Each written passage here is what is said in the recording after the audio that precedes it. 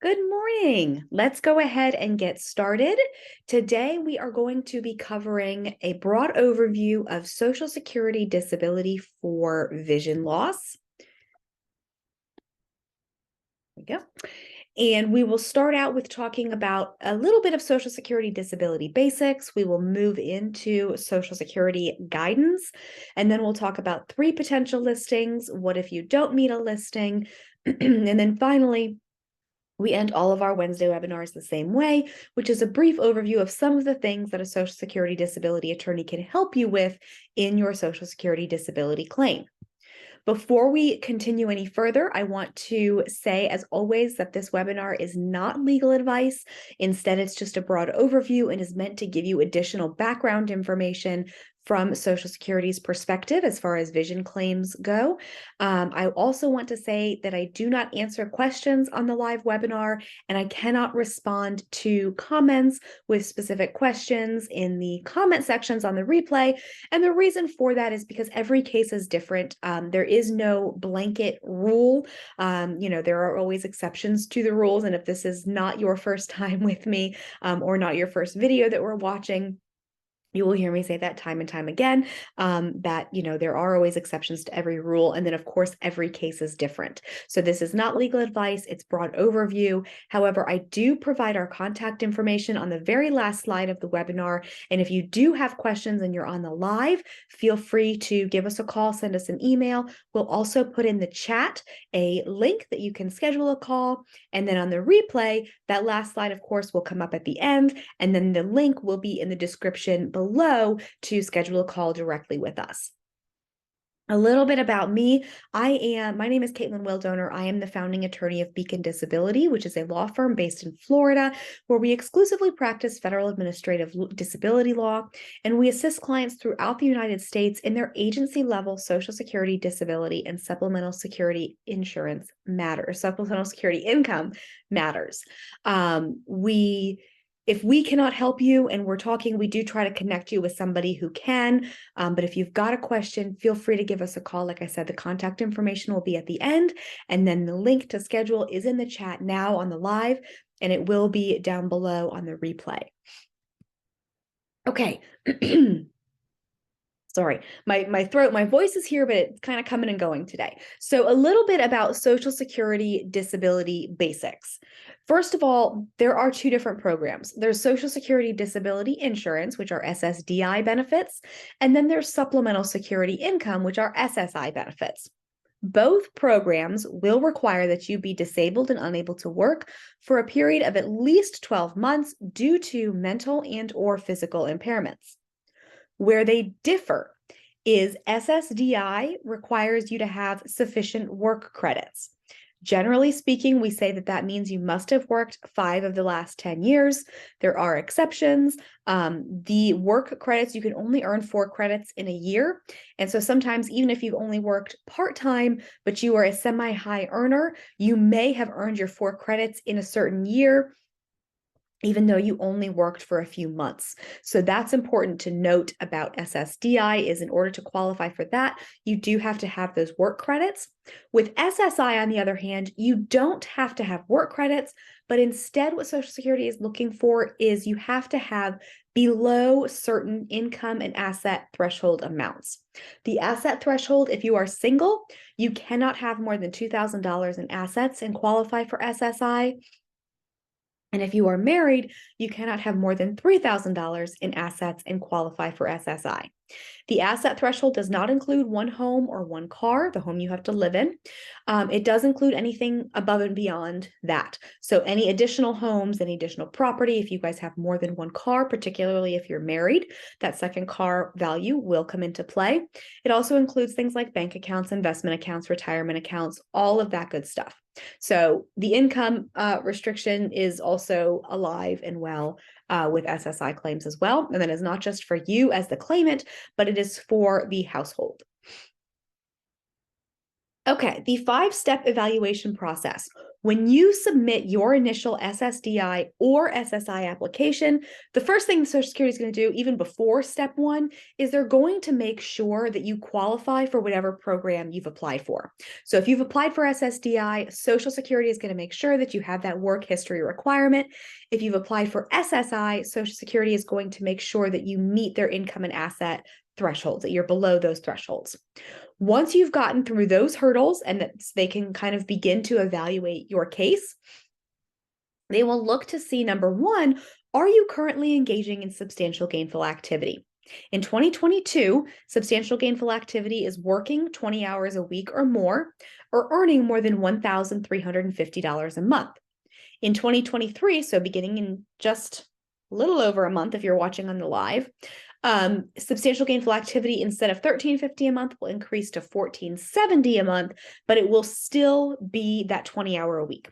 So if you're working more than 20 hours a week or more, or you're earning more than $1,350 a month in gross earnings this year, $1,470 a month in gross earnings next year, Social Security won't even get to the medical portion of your claim. Instead, they will look and see, okay, you are engaging in substantial gainful activity, and therefore, by our definition, you cannot be found disabled. If you are not engaging in substantial gainful activity, Social Security will move to step two to review the medical records and look to see, do you have any severe medically determinable impairments? If you do not have at least one severe medically determinable impairment, Social Security will deny the case and say that you are not disabled under our rules. If you have at least one severe medically determinable impairment, Social Security will move to step three to say, okay, do you meet or equal one of our listings in the Blue Book? And we'll talk about some of the vision loss listings in just a moment. The other thing, if you do not meet or equal a listing, Social Security will then consider, can you return to your past work? They will look to see what your residual functional capacity is based on the medical records. They will look to see what limitations you have as a result of your condition. They use the medical records heavily for this. And they look to see, okay, we've got this RFC for a hypothetical individual of your age, education, and work experience. Can you go back to doing your past work with this RFC? If you can, then you're not disabled. Social Security will deny it and say, you can go back and do your past work. If you cannot go back to your past work, Social Security will then evaluate whether you can engage in any other work. They will look to, again, your RFC, your age, your education, your work experience to see, are there other jobs that exist in the national economy that you are able to do with your limitations, with your age, education, any skills that you may have from your prior work. If you can engage in other work, Social Security will say you're not disabled, you can engage in this type of work. If there are no jobs in the national economy that are available to somebody with your age, education, work experience, and RFC, then Social Security will say you cannot engage in any other work, there are no jobs available, and you would be found disabled at step 5. This is a very broad overview. There's a lot of nuances to each of those stages. And if you have questions, feel free to reach out directly. Okay, so getting into the guidance specific to vision loss claims. Social Security, of course, will need to see vision testing to understand the severity of your vision loss.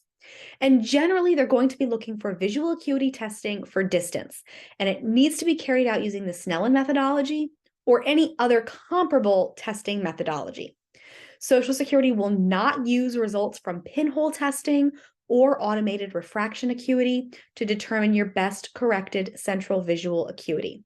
It's important to note it's best corrected, and you'll see in each of the listings, I believe it's each of the listings, Social Security is always going to be looking at that best corrected. So if you are totally blind in one eye and the other eye you've got perfect vision, you may or may not qualify, because Social Security is always going to be looking at the best corrected, the best eye. Okay, so as you'll see here, this is how Social Security is kind of considering the best corrected central visual acuity for distance and how it's typically measured. And if it's measured in a way other than the typical 20 feet, then Social Security will convert it to the 20-foot measurement. And they give you an example there. Here we go. So loss of central visual acuity. The remaining vision in your better eye after best correction is 20/200 or less. Okay, so that's what they're looking for. In order to meet this listing, the vision in your better eye, not your worse eye, but the better eye after any best correction has to be 20/200 or less. Okay, that's this listing, 2.02. 2.03 is contraction of the visual field, again, in the better eye.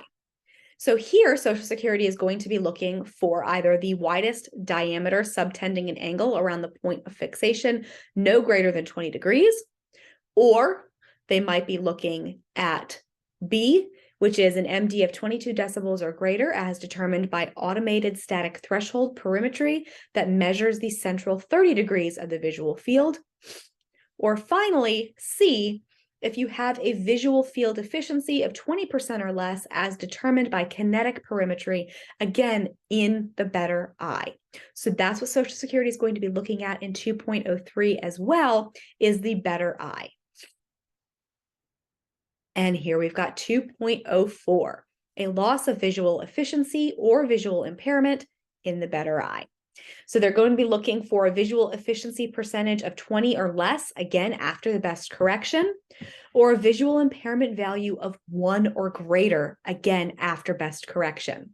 So as you can see in all three of the listings, not only is Social Security looking at the better eye, but they're also looking at it after best correction.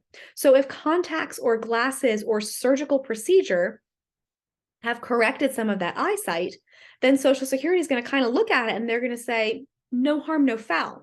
As long as you've got your glasses or your contacts or the procedure continues working as planned, then you're fine.